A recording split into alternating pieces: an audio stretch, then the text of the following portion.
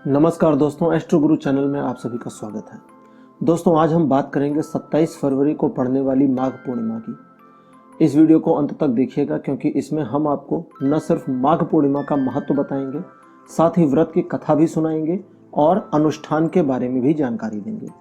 लेकिन शुरू करने से पहले एक निवेदन, अगर अभी तक आपने हमारे चैनल को सब्सक्राइब नहीं किया है तो इसे सब्सक्राइब करें और बेल आइकन जरूर प्रेस करें ताकि हमारे हर नए वीडियो की जानकारी आपको मिलनी शुरू हो जाती है। दोस्तों, सनातन धर्म पंचांग के अनुसार पूर्णिमा तिथि का विशेष महत्व होता है। यह शुक्ल पक्ष की अंतिम तिथि होती है। प्रत्येक महीने में पूर्णिमा तिथि आती है और इस प्रकार से हर वर्ष 12 पूर्णिमा तिथियां होती हैं। पूर्णिमा तिथि के दिन चंद्रदेव अपने पूर्ण रूप में प्रकट होते हैं।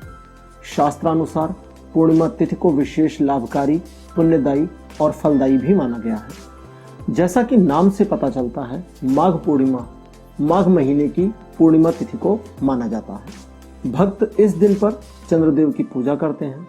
दान पुण्य का कार्य करने के लिए सनातन धर्म शास्त्रों के अनुसार माघ का महीना शुभ और भाग्यशाली माना जाता है। माघ पूर्णिमा की पूर्व संध्या पर भक्त उपवास भी करते हैं, पवित्र स्नान करते हैं, पूजा करते हैं और भगवान विष्णु की प्रार्थना करते हैं। माघ पूर्णिमा को महामाघी और माघी पूर्णिमा भी कहा जाता है। माघ पूर्णिमा के दिन स्नान करने से व्यक्ति अपने वर्तमान और पिछले पापों से मुक्त हो जाता है, ऐसी मान्यता है। माघ पूर्णिमा के दिन भगवान विष्णु और हनुमान जी की पूजा भी की जाती है। इनकी पूजा करने से भक्तों की सभी मनोकामनाएं पूर्ण होती हैं। यहाँ यह भी बता दें कि ऐसी भी मान्यता है कि माघ पूर्णिमा ही वह दिन है जब भगवान विष्णु एक पूरे दिन के लिए धरती पर निवास करते हैं।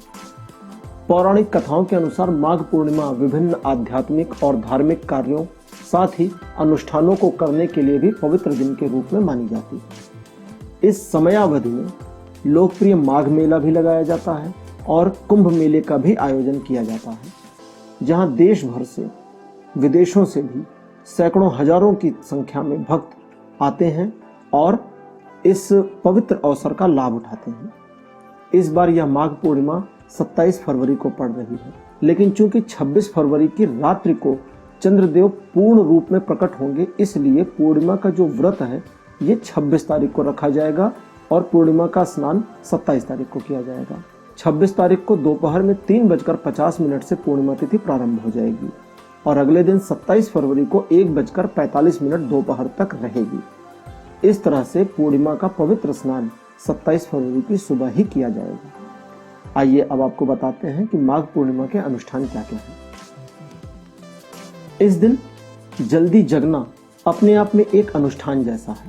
साथ ही जगने के बाद पवित्र नदी या सरोवर में स्नान करना बहुत महत्वपूर्ण होता है। लेकिन अगर आपके आसपास सरोवर या नदी ना हो तो घर पर ही नहाने वाले पानी में गंगा जल मिला लें और तब स्नान करें। भगवान विष्णु और हनुमान की पूजा भी इस दिन जरूर करनी चाहिए। साथ ही अगर आपके कोई इष्ट देव हैं तो उनकी भी पूजा करना ना भूलें। इस दिन भगवान विष्णु की पूजा करें और हो सके तो सत्यनारायण जी का व्रत भी रखें।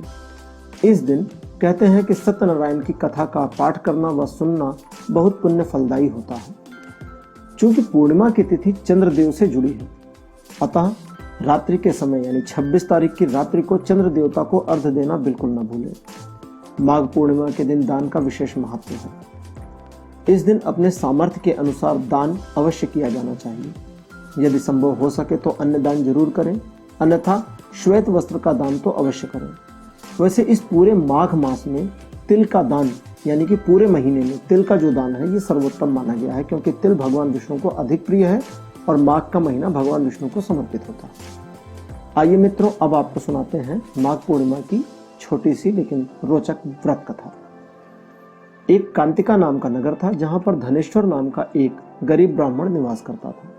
वह इतना गरीब था कि उसे अपने जीवन निर्वाहन के लिए भिक्षा पर ही आश्रित रहना पड़ता था। अतः वह और उसकी पत्नी नगर में भिक्षा मांगने जाते थे। एक दिन जब उसकी पत्नी भिक्षा मांगने नगर में गई थी तो दूसरी कुछ महिलाओं ने उसे बांझ कहकर झिड़क दिया और भिक्षा देने से इनकार किया, तिरस्कार किया और खरी खरी बातें भी सुनाई। उनकी बातों से वह बहुत आहत हुई। वह एक ओर बैठकर रो रही थी। उसी समय उसे एक व्यक्ति मिला जिसे उसके साथ सहानुभूति हुई। उसने उस ब्राह्मणी को माँ काली की पूजा करने के लिए निर्देशित किया। ब्राह्मणी जब घर लौट कर आई तो उसने अपने पति को सारी बातें बताई। ब्राह्मण ने उसे कहा कि जैसा उस व्यक्ति ने बताया है वैसे ही हम माँ काली की पूजा करेंगे। दोनों ने माँ काली की प्रतिदिन की पूजा प्रारंभ कर दी। 16वें दिन माता काली स्वयं प्रकट हुई और माता ने उस ब्राह्मणी को गर्भवती होने का आशीर्वाद दिया, लेकिन यह भी बताया कि उसके गर्भ का टिकना थोड़ा संशयात्मक है, अतः उसे पूर्णिमा के दिन दीपक जलाने का कार्य शुरू करना होगा और अगली पूर्णिमा को दीप की संख्या बढ़ानी होगी। इस तरह से कर्क पूर्णिमा के आने तक उसे पूरे 22 दीप जलाने होंगे। ब्राह्मण ने अपनी पत्नी के लिए सारे व्यवस्थाएं कर दी। उसकी पत्नी ने पूजा की और माँ काली के बताए अनुसार दीपक को जलाना प्रारंभ कर दिया।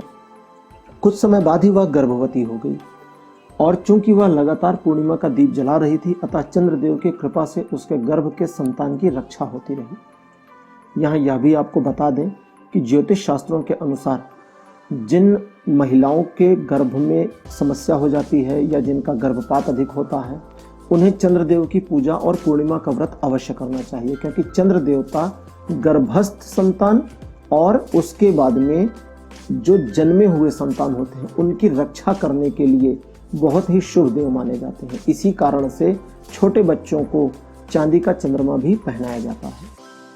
तो वह महिला भी यही सब कर रही थी, इसलिए उसके गर्भस्थ संतान की चंद्रदेव रक्षा कर रहे थे। समय जब पूर्ण हुआ तो उसने माता काली और चंद्र देवता की कृपा से एक सुंदर संतान को जन्म दिया और इस तरह से उनका परिवार पूर्ण हुआ। तो दोस्तों, यह थी जानकारी और व्रत कथा माघ पूर्णिमा की।